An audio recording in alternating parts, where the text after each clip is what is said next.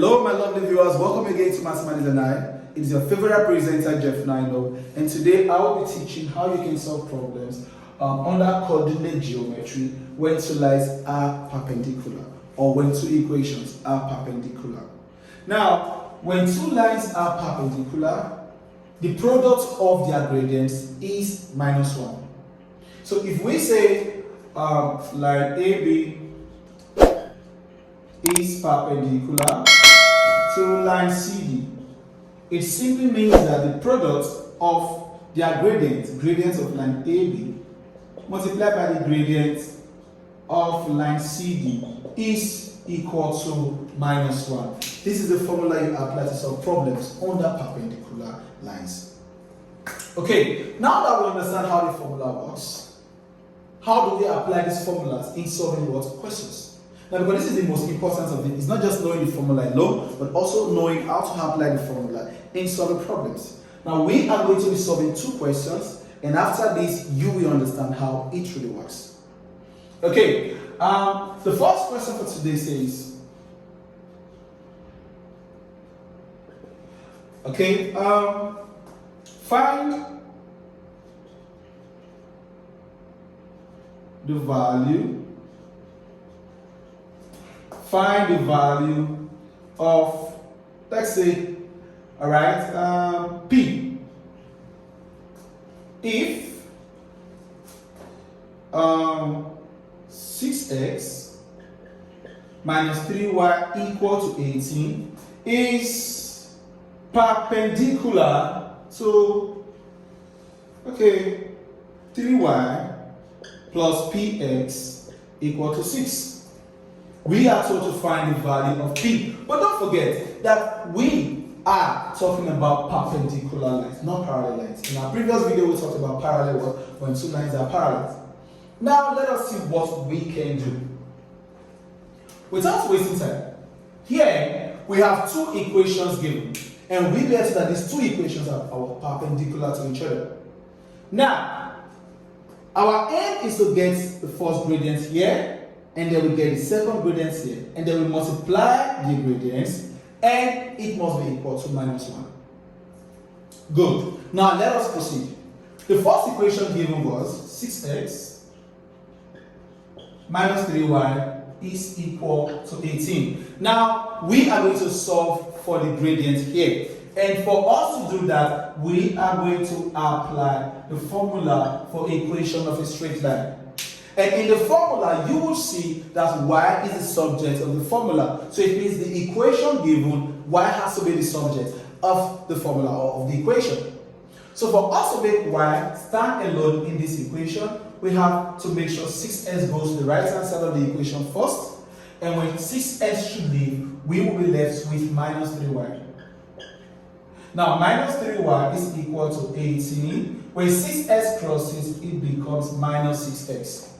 Still, y is not standing alone. So what do I have to do? I have to divide both sides by -3, which is the coefficient of y.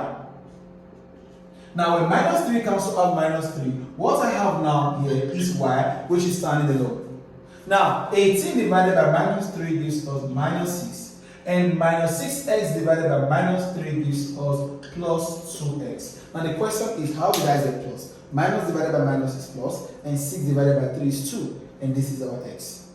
So now that y is standing alone, for us to get our gradient, which says gradient is gotten when y becomes the subject of the formula, and then the coefficient of x is the gradient. So now that y is the subject of the formula, the coefficient of x, which means what x carries, is 2. So it means our first gradient is 2. Now, let us proceed. Without wasting time, let us do the second equation, which says 3y plus px is equal to 6. Again, applying the formula, we say y is equal to mx plus c. By making y the subject of the formula, it means that px has to go to the right-hand side of the equation. We are going to be left with 3y is equal to 6 minus px. Now, making y the subject of the formula, we have to divide all through by 3. So when 3 comes to add 3, I have y is equal to 6 divided by 3 gives me 2 minus px divided by 3 still gives us px over 3. But now that y stands alone, the coefficient of x becomes the gradient. So what is x carrying in this equation now? Minus p over 3. Minus p over 3. So without wasting time, let us proceed. It means that our n2 is equal to minus p over 3. So yeah, what I'm going to do, don't forget we said the formula says the gradient of the first line multiplied by the gradient of the second line is equal to minus 1. Now the gradient of the first line, which is m1, give us 2. So that means m1 multiplied by m2 is equal to minus 1. Now m1 gave us 2 times m2 gave us minus p over 3 is equal to minus 1. And if we should do that, here becomes 2 times minus p give us minus 2p over 3 is equal to minus 1. Now, base minus 1 over 1 and cross multiply. If you do this, minus 2p times 1 gives us minus 2p is equal to 3 times minus 1 gives us minus 3. And so for us to get the value of p, we have to divide both sides by minus 2.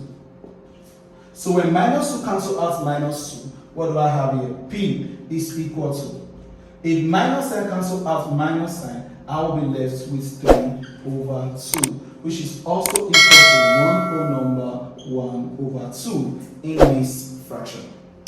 So this is how you can solve for the value of p when this type of question is given. Okay, we don't want to waste too much time. Like we said, we have 2 questions that we are going to be solving. So without wasting time, let us proceed to question number 2.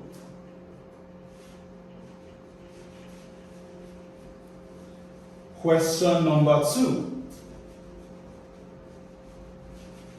Please, you are free to leave a comment in the comment section to tell us how you feel about the class and also give us a share.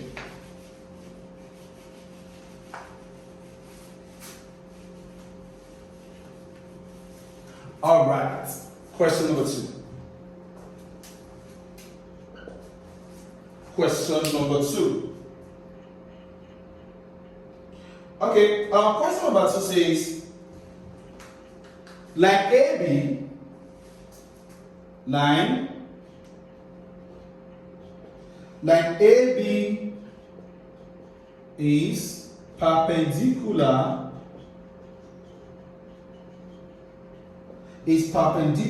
to line CD. Okay, full stop. Find y given a 2 minus 3 b minus 2 6 c 4 3 and d 7 y. Okay, now this is the question.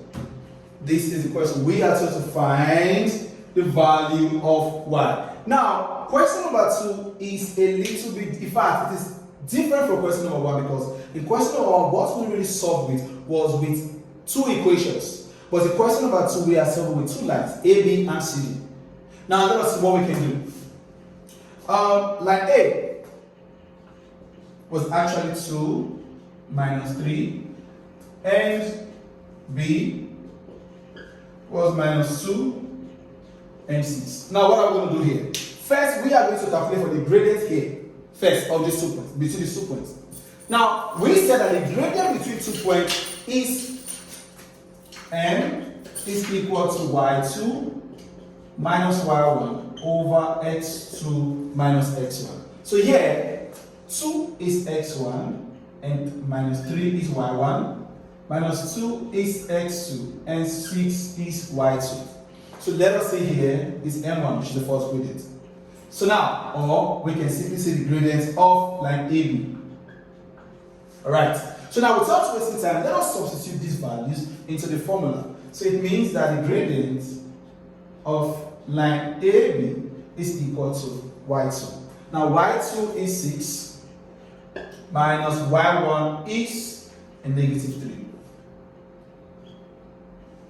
Now, all over x2 is minus 2 minus x1 is 2. So it means that the gradient of line AB becomes 6. Now minus sign times minus sign gives us the positive sign over minus 2 gives us minus 4. So if we should do that, the gradient of line AB becomes 6 plus 3 gives us 9 over minus 4, which is also the same thing as minus 9 over 4. That's what the gradient of line AB. Now, let us solve for the gradient of line CD. Now, without wasting time, here becomes the 2 points given line CD. C is 4, 3, and D was given as 7, and Y. So now let us proceed. According to the formula again, which says the gradient of line CD is y2 minus y1 over x2 minus x1. So here we have this. Here we have x1 and y1, x2 and y2. So here becomes the gradient of line CD becomes, now y2 is given as y minus y1 is given as 3 over x2 is given as 7 minus x1 is given as 4. So it means that the gradient of line CD becomes y minus 3 remains y minus 3 because they are not like terms, and 7 minus 4 gives us 3.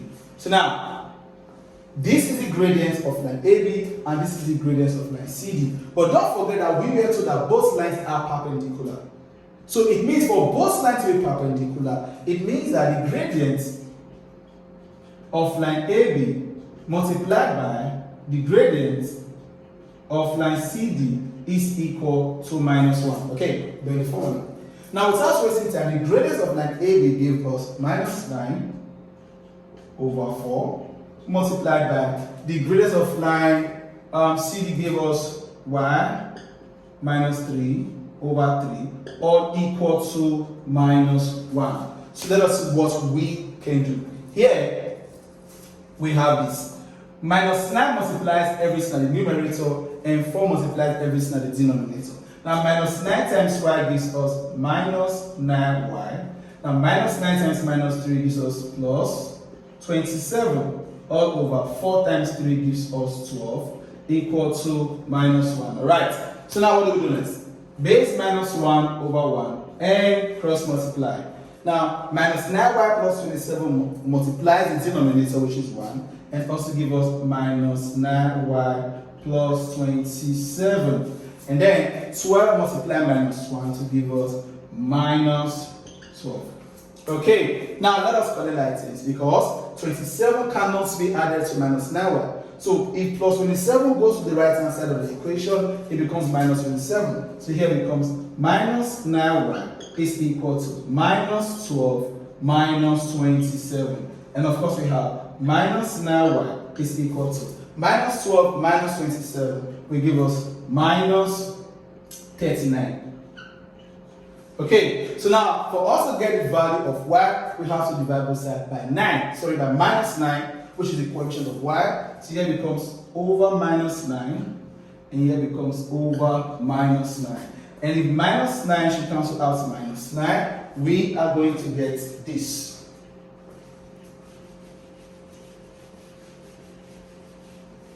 If minus 9 should cancel out minus 9, we are going to get y is equal to, first of all, minus cancel out minus. Alright, so now 39 39 over 9 can be further simplified when 3 cancel out. Now, if 3 should cancel out 39, I will get 13 over, when 3 should cancel out 9, I will get 3. So now 13 over 3 can also be written as 4 whole number 1 over 3, which is in mixed fraction. So this becomes the value of y when we are given question number 2.